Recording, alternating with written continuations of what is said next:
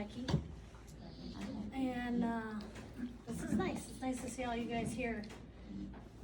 We go out and do this so that other people can not just learn from it, but have a chance to go home and it resonates with them, with a friend of theirs or a family member of theirs or of them. Many, many times there's usually 2 or 5 people or 20 people out of 19 or 10. I'm just making numbers up, but the real number is, if you're in the room with 20 people, you're gonna bet at least half of them have family members themselves, or they know somebody that is struggling with this. And if they don't know someone that's actively struggling, they know somebody who that is within their friend group that has lost somebody. It's very, very, very rare to find someone that doesn't have in some way that this has affected them. For myself, I have 3 children. Why? Every time I say that, right? I have 3 kids. My son is no longer with us. He died on his 23rd birthday, June 23rd, 2016.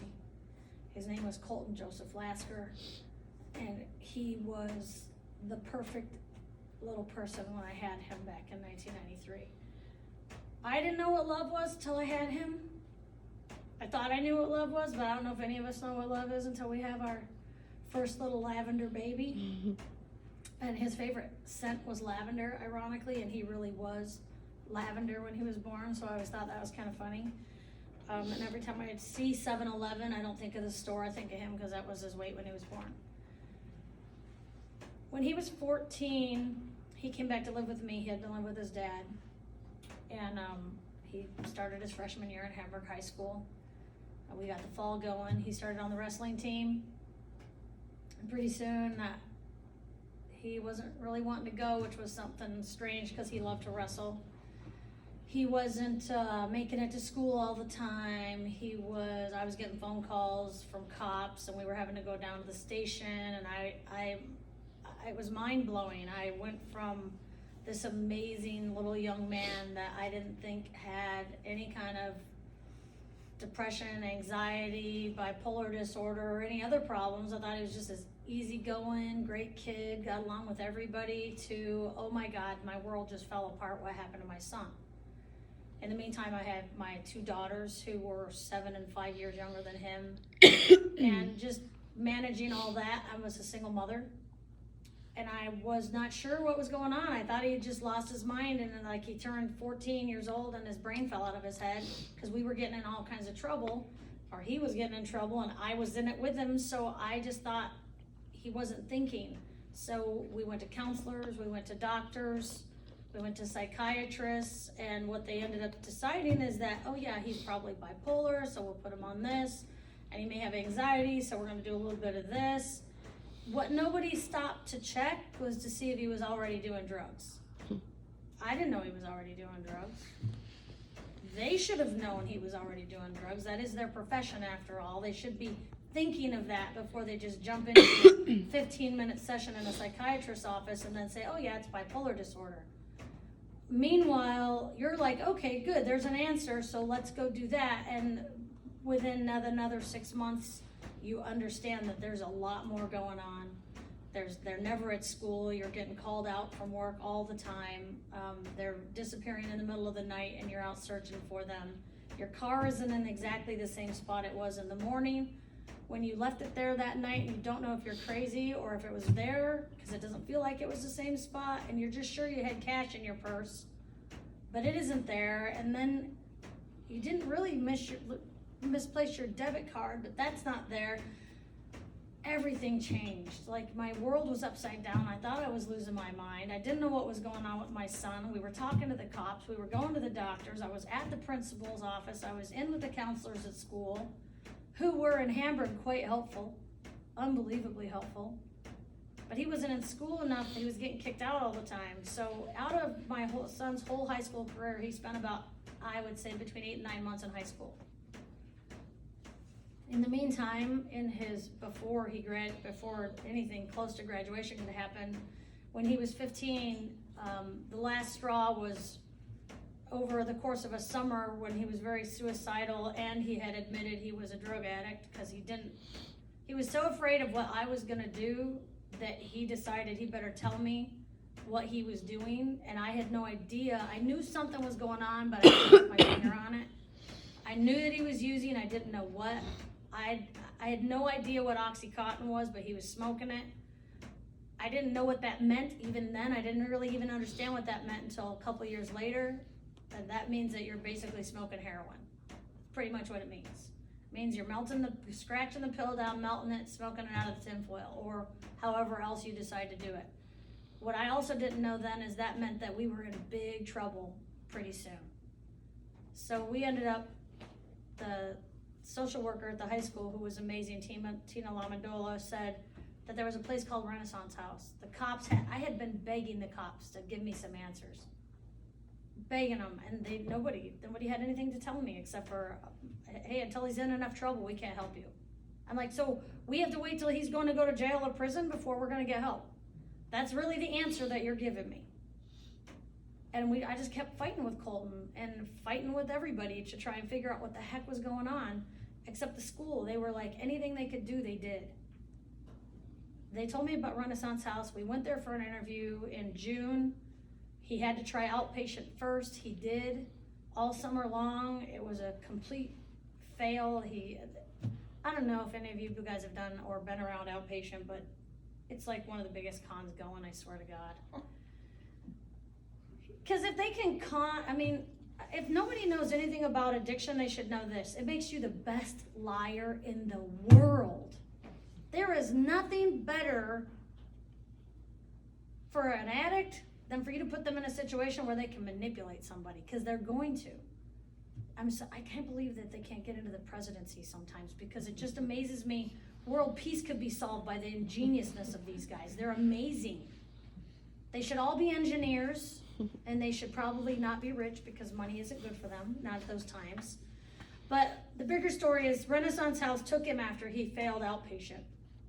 I had to take that whole summer off and be in a psychiatrist myself so that I could be on medical, so that I could take care of him, because he was also suicidal. Because he couldn't stop. He wanted to but didn't want to, which was the con.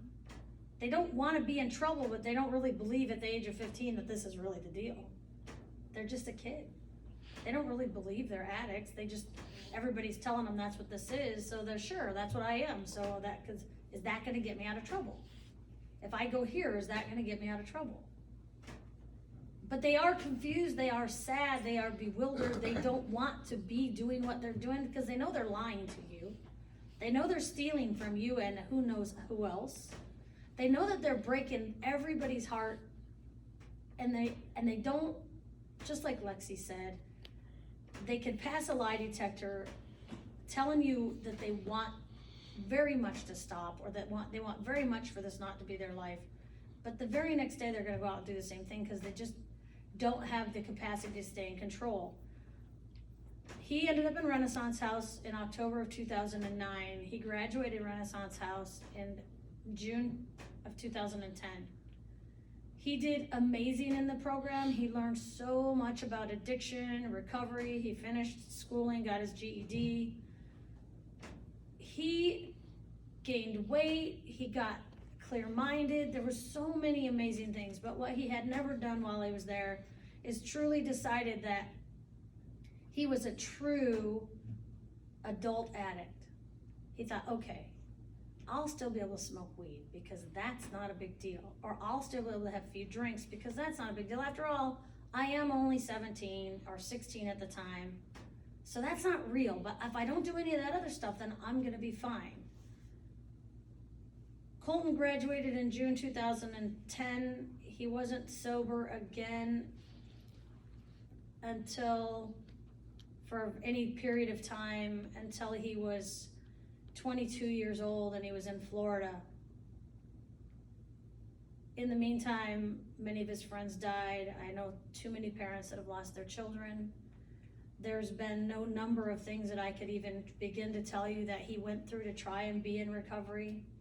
ECMC would turn him away. They let you sit there for 10 or 12 hours, then you're not sick enough, or they don't have a bed, what matters is that when you're sick and sick from trying to recover from addiction. Anybody who starts recovery goes through an immense amount of pain. And if Colton were to tell you how it felt, he used to say it felt like a bulldozer sitting on his body, rocking back and forth. Hey, he didn't say that. The description he gave me, that was the picture I had in my head. We couldn't find beds to get him in. Everybody was full. Come back and stand in line tomorrow. It's not like you're looking for a darn job. You're actually looking to save your own life, and people are telling you, sorry, I can't help you. But they don't say, if you go down the road, there's this other place that you didn't find when you were doing a Google search, or let me give you a name. Here's an advocate who helps people find a place to get in to help. They'll help you, and within 24 hours, you'll be somewhere. They just tell you no. They tell your child that might die that night, no, and you don't know what to do, and they don't know what to do. So you sit with them for a week at a time while they're trying to unmask the disease that's inside of them. Throwing up, diarrhea, they're sick, they can't control anything, they're in pain. All they want to do now is use because it will get them out of pain. So you have this terrible seesaw that you end up on. And the mental part that goes with it, the self-loathing that goes with an addict's mind, is awful to watch. It's awful. And as a mother, it was painful because all I wanted him to do was love himself enough to know that I loved him that much too, and that he is worth it. I had to send him to Florida. I had to call a broker, and they called me back, and they did the intake on the phone, and I had to look online to see if they were legit. I didn't know who they were, I didn't know what they were, but the only place we could get him help when he was desperate again and again was to send him that time to Florida so he didn't die in the next couple days, because that was what was gonna happen. He was always at the point of almost dying, and this time he wanted help, and the window of time is literally less than 12 hours generally. If you're really lucky, you might get 24. So we send him to Florida. He goes to detox, he goes to rehab.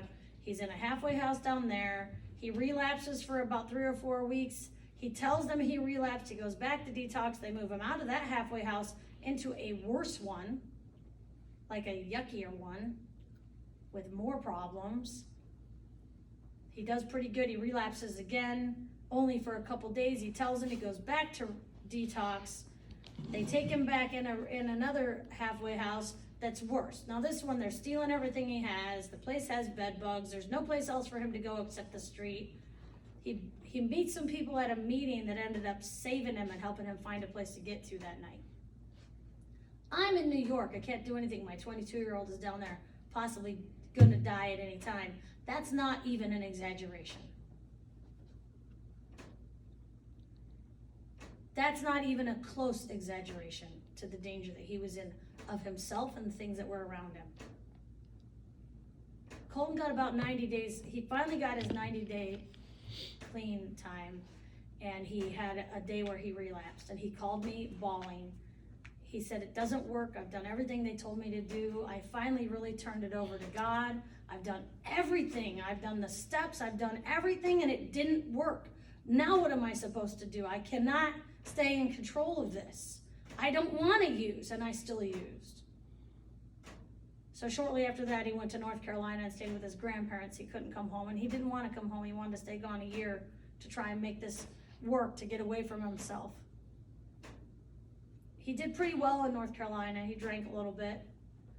He was offered his job back up here where I work, and in that following April, which made it a year, he came back and he took the job.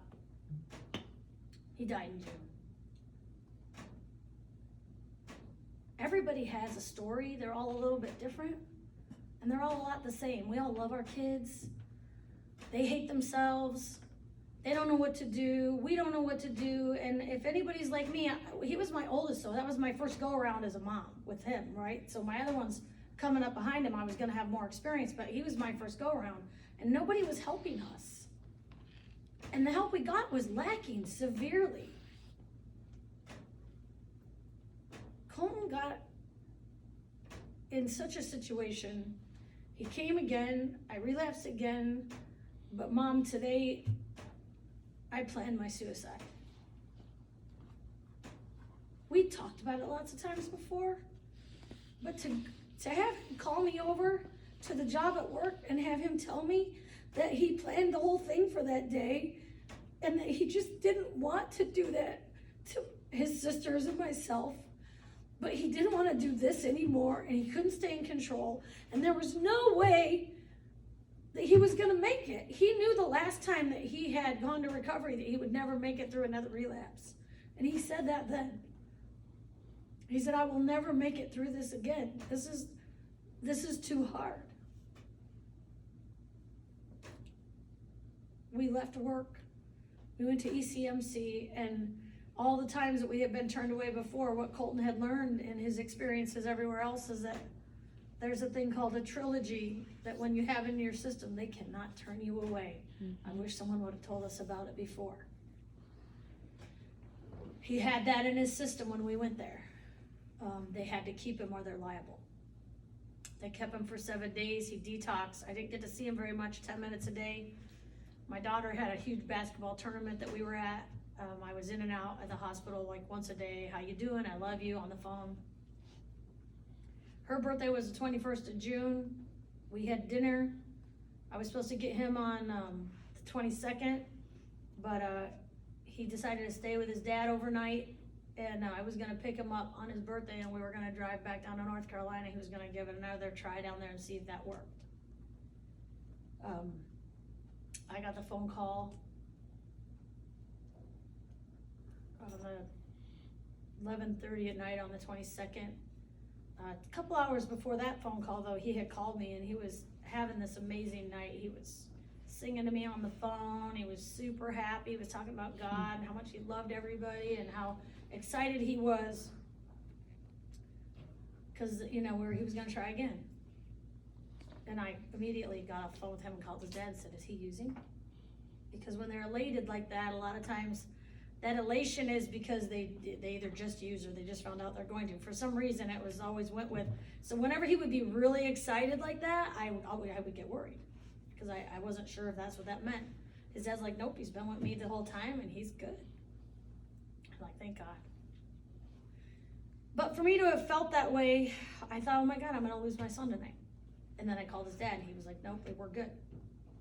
But the call at 11:30 was from his dad. Colton was had just been resuscitated and was on his way to Sisters Hospital. He never woke up again after they got him going again, but he never woke up again. So he ended up dying on his 23rd birthday. He was brain dead. Units came in, they're now called Connect Life, and they asked if he would be interested in sharing his organs to save some other people's lives, and of course he would have loved that. Colton loved poetry, writing, life, people. He loved God, he was good. He loved so much, he was so cool. So he saved 4 lives with his organs they harvested them on the 24th, and I got to, for the first time over Christmas, hear his heartbeat in the other person. Oh, that's cool. It was a surprise from his dad. I'm proud of my son every minute, all the time. I was never ashamed of any of the things that he did. Life is life. People make mistakes and crap happens. That doesn't make you a bad person. It doesn't make you a bad human. It doesn't make us bad parents. We're all on some journey. We don't know where it's gonna go. We certainly don't know how it's gonna end, and we don't know when. My son died from an arrhythmia on his 23rd birthday that made him brain dead, and he shared his body parts to save 4 other lives. I'm so grateful. I'm grateful I had him. I'm grateful for everything he taught me. We went to have his benefit. I knew the day he died we would do this, that we would have some kind of a benefit to bring together places that could talk to people about what they do and how they do it to help our loved ones that are sick from all types of mental illness, especially addiction and especially suicide. So we did, on his 24th birthday, 2017, we had the first benefit. At the same time, we started the Colton's Journey to Liberation. We're a company, at 6 months after Colton died, I found out about Evergreen and Addict to Addict and some places that can change people's lives in 24 hours. A phone call is made, you get connected to an advocate, they make phone calls, they help you get your insurance straightened out, they help you get into some place, a bed when you need it somewhere, when no one else knows how, they manage to do it. So there is a way to do it, nobody's telling anybody about it. Imagine how mad I was. So Colton's Journey's there so that other people and other parents and other loved ones don't have to suffer the way that we did with no answers and nowhere to go. When you go to Google and you search, where do I go? You'll get several numbers. There will be different things that come up. Most of the places will turn you away and they won't tell you where you can go. There are now some places you'll find. On Colton's Journey to Liberation, the website, we run a resource page that we are constantly adding to. We are a nonprofit, we're a 501c3. And as we get bigger, it will be more. But right now there's a couple hundred things on the site for different, and it isn't just for that, it's for all types of stuff. There's all kinds of healing that people need.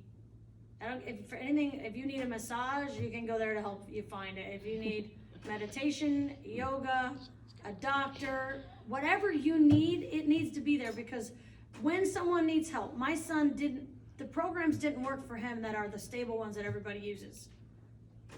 He wasn't either ready or it wasn't something that was ever going to work for him. We'll never know that.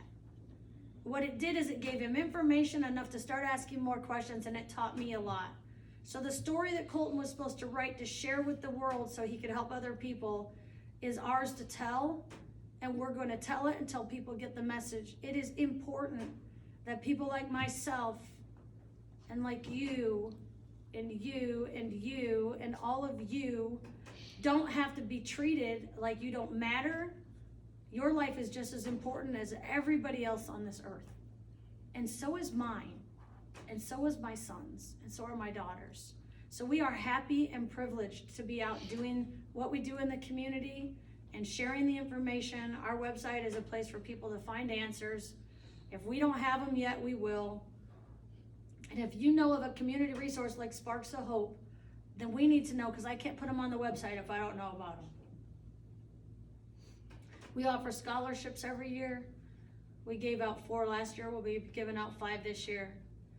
The children that get these scholarships are graduating or moving on to some other form of education, including, but not limited to, graduations of normal, right? That doesn't mean if you're getting a GED and going to college, you can still apply. If you're going on a foreign exchange program like my daughter did, you can still apply. But if you're graduating or moving from your last year of school into your next level of education, you can apply for a $500 scholarship. We have a national, an international, a Western New York, one for the people that their families work at Ford, and for West Hereford, that's a combined one. And we usually offer 2 at the Hamburg High School, which is where my children are alumni from, who helped us save his life early on. The essays these children write are so that they have to tell a story like one of my children would have been able to do about something that happened in their life. It may have been sexual abuse, it may have been just abuse, it may have been watching their mom be abused, it may have been about an alcoholic father, it might have been about an alcoholic mother. It doesn't really matter. It could be your best friend that you helped get through a situation. You have to tell the story, what happened, how did you heal, what tools did you use, and what are you doing now? And the stories these kids write are amazing and surprising to the counselors, because they didn't know it was that kid. They didn't know it was the captain of the football team or the head cheerleader or that kid that's just an overachiever in science who's meek and mild, and and it's easy to spot the kids that go without, but people are very much underestimating when a kid is wearing the same clothes every day, or they only have the same 2 shirts because their dad lost his job, or they got moved and their parents got divorced, or whatever the problem was. that makes them shrink in their life and makes them take back thinking they're not worth what everybody else is. They will find solace in something that makes them feel better, and the things that make them feel better many times are things that mask their feelings. Lexi is not alone in the way that happened for her, and if you ever heard Colton tell a story, he would tell you something very similar, except for I'm not an addict and I'm not an alcoholic. I work a full-time job. I'm gone 6 or 7 days a week, working, gone before the kids get up, and barely home in time for dinner most of the time. They were always cared for. They always had everything they needed. It doesn't matter where you come from or what you do. This isn't about society's positions. It's just about us. It's the human condition, and we all have it, and our children have it. I hope that everybody tells people about what we're doing. We want to do this as many places as we can. This is important work, and everybody deserves a chance to hear that there's places they can go, and there's people that have been through it. These guys are amazing. Thank you for taking the time to come and see us. Check out cjtol.com. It's awesome. We're just revamping the website, so that's pretty cool. And for if there are any places that are out there that are doing the work that I described right now, we have a meeting at Briarwood Country Club that's coming up that we're inviting those places to introduce ourselves so we can help them advertise. We advertise for everybody else. That's what we do. We want everybody to know who you are and what you're doing. So get a hold of us on our website. Our email's there, awareness@cjtol.com. Thanks for having us. Thank you.